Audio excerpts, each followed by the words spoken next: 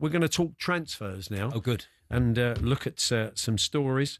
And I mean, deals are getting done at last. As Addy just said, Gyokeres looks like he's getting ever closer for Arsenal. Ben Jacobs joins us now. Hello, Ben. Good afternoon. So, yes, when are you expecting confirmation on the Gyokeres one? Do we know when it's going to be confirmed?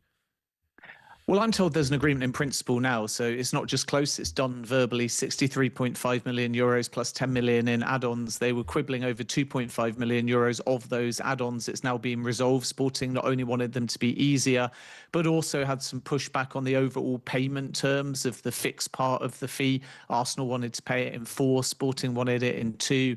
They've reached a compromise. So Gyokeres is now waiting for permission to undergo his medical. There may be a sell-on clause as well that still needs to be finalised. But this is basically a done deal. It's not in doubt. Sporting tried to be tough negotiators and even invite hijacks. Manchester United didn't bite. They didn't want to bid. And Viktor Gyokeres will now be an Arsenal player. It's a matter of when, not if. So next step, permission to travel expected within the next 24 hours. He'll undergo his medical. And then finally, Arsenal will get their number 9. Do you think that'll be the end of their summer transfer dealings, Ben? Well, from what they've been saying, it doesn't look like it. They're looking to do more business, aren't they? Yeah, I think that's true. Arsenal need to assess now because Noni Madueke's come in on the right, but can also switch to the left-hand side. An attacking midfielder has been looked at, but Ethan Nwaneri is about to sign a new deal, and that will mean some game time for him through the centre as well. So Arsenal have got a big decision to make, and I think if they are going to bring in another box office attacker, it might require an outgoing. It will all depend if they just want an out-and-out central midfielder, in which case they could try for Xavi Simons or alternatively Eberici Eze. Crystal Palace with Eze are sticking at the moment to an insistence. It has to be the release clause or nothing. That's £60 million plus 8 million in add-ons. Or alternatively, the other option is Arsenal are patient and focus on a major outgoing, either Leandro Trossard or Gabriel Martinelli, and then they might move for a player who's more of a left-sided specialist. Rodrigo's the one that keeps being linked, but it's a very expensive deal. Arsenal also like Anthony Gordon at Newcastle United. So another attacker can't be discounted, and then we have to wait and see whether or not Andrea Berta feels that they need to strengthen in any other areas. We know Norgard and Zubimendi have already come into the midfield. Mosquera, paperwork has been completed in defence too. So the spine of Arsenal's window is still there.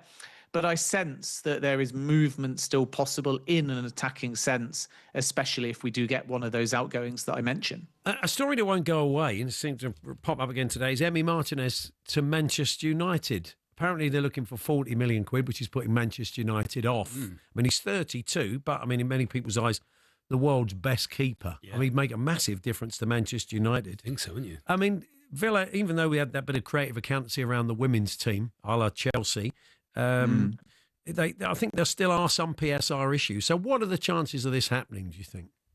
Yeah, I mean, a PSR issue on the last financial year that's resolved by selling the women's team doesn't necessarily mean any urgency to sell now for Villa. But of course, they have to project what they're going to look like at the end of this financial year. And if they can get some money on the books, it might be a deal that Aston Villa entertain. But I think now the financial year is closed and they've sold their women's team, they're not going to make an Emi Martinez exit particularly easy for anybody. However, if Martinez wants the opportunity, it looks like he's going to drive the move. So Manchester United are the ones actually putting a roadblock on this.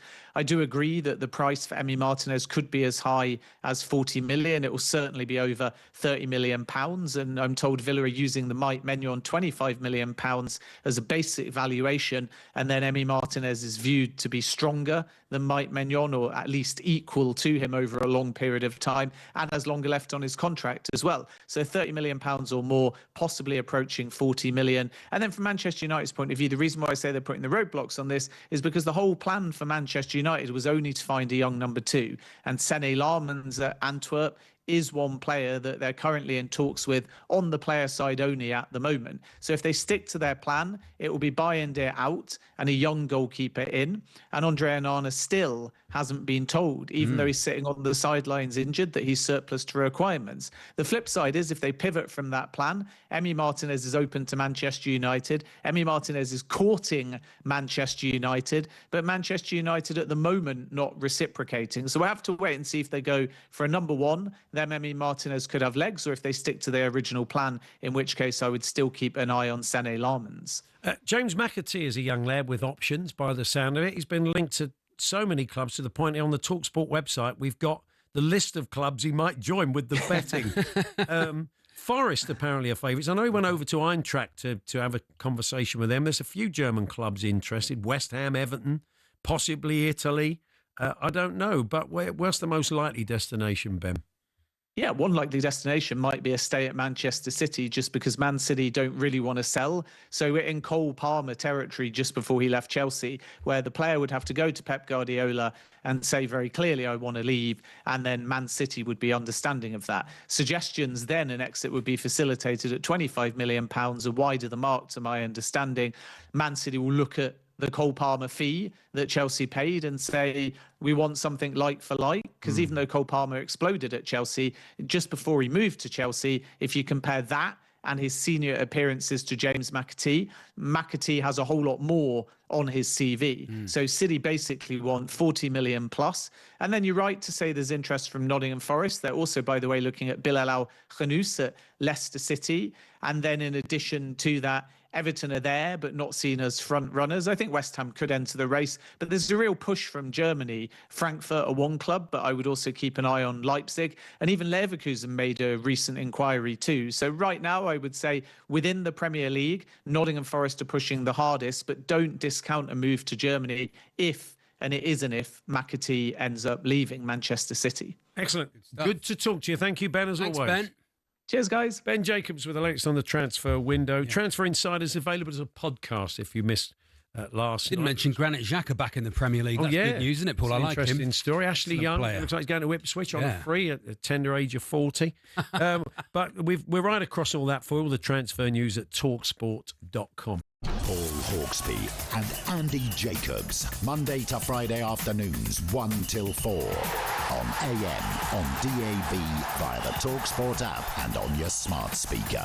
talkSPORT.